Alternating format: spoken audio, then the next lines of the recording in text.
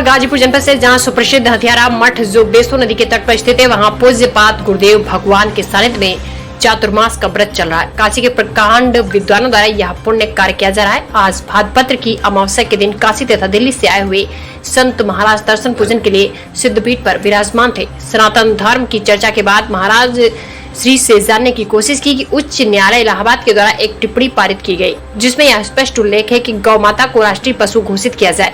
इस संबंध में महाराज श्री से पूछे जाने पर उन्होंने स्पष्ट कर और मनुष्यों का रहा है। इस तरह महर्षियों द्वारा अपनी तपस्या के दौरान गाय का दूध ग्रहण करते थे। उनके द्वारा वह घोषित किया गया कि जिस तरह माँ अपने बच्चे को दूध पिलाकर बुद्धिमान, बलवान व कीर्तिमान बनाती है, उसी तरह गाय का दूध पीकर हम बुद्धिमान, बलवान और कीर्तिमान होते हैं। तो गाय भी मेरी माता हुई। इस तरह उनको गौ माता के नाम से जाना गया।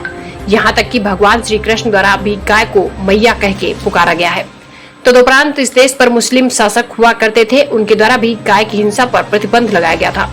आज के इस परिवेश में उनके अनेक राजनीतिक दल अपने वोट की राजनीति में माननीय उच्च न्यायालय के फैसले को गलत बताने पर आतुर प्रयास कर रहे हैं। मैं आज के राजनीतिकार से अच्छा उस समय की मुगल शासक को बताना चाहूंगा। कम से कम गौ हत्या पर प्रतिबंध तो था। इतने सब के बाद महाराज श्री द्वारा इस मृत्यु लोक में माया मोह से गिरे हुए प्राणियों पर प्रकाश डाला और इस बात को जोर देकर महाराज श्री के द्वारा कहा गया कि इस मृत्यु लोक पर तुलसीदास जी ने कहा है कि बिना स्वार्थ करे नहीं प्रीति, सुर नर मुनि जन की यह रीति। इस तरह हजारों श्रद्धालु जो सिद्ध पीठ में बुढ़िया माई के दर्शन तथा चल रहे चातुर्मास व्रत के श्रवण के लिए आया करते हैं, उनके लिए बहुत बड़ी परेशानी का सामना करना पड़ा है।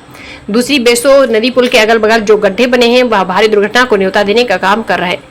अगर समय रहते शासन प्रशासन इस समस्या का हल नहीं किया तो किसी भारी दुर्घटना का सामना करना पड़ सकता है। इसी 22 सितंबर को चातुर्मास व्रत का समापन है। उस दिन लाखों श्रद्धालुओं के आने की उम्मीद जताई जा रही है। मैं तो कहूँगा कि उच्चतम न्यायालय है, सर्वोच्च न्यायालय को भी बहुत अविलंब इस पर टिप्पणी कर देना चाहिए कि गौ माता को राष्ट्रीय पशु घोषित करें। हाई कोर्ट का समर्थन सुप्रीम कोर्ट को यथाशीघ्र करना चाहिए, क्योंकि हिंदुस्तान के अंदर जो भारतीय सनातन धर्मावलंबी लोग हैं।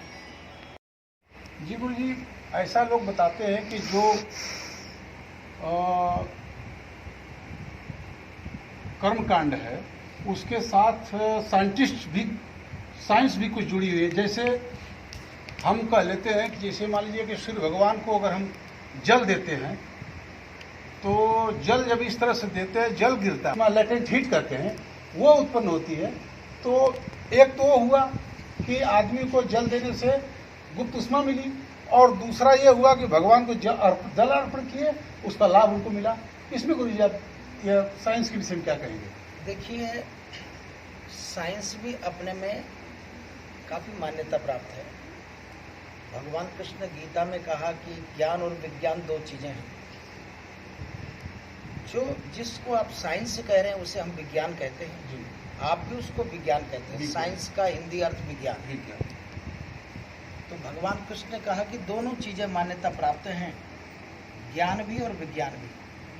परंतु विज्ञान वो वस्तु है जो रिसर्च करती है।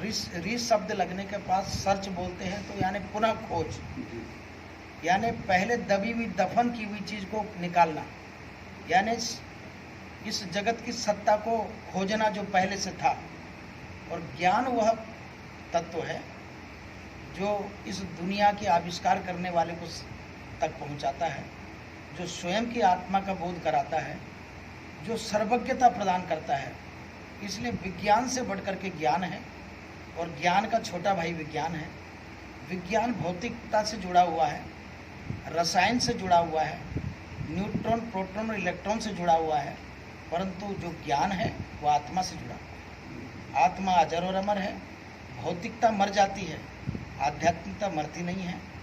ये जड़ जगत नष्ट हो जाता है, परंतु आत्मा जीवित रहता है। इसलिए ज्ञान का संबंध आत्मा से और विज्ञान का संबंध जगत से है।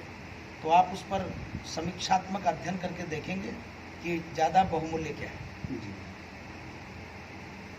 इसी के साथ मैं गुरु जी को साष्टांग प्रणाम करते हुए अपनी बात को विराम देता हूँ।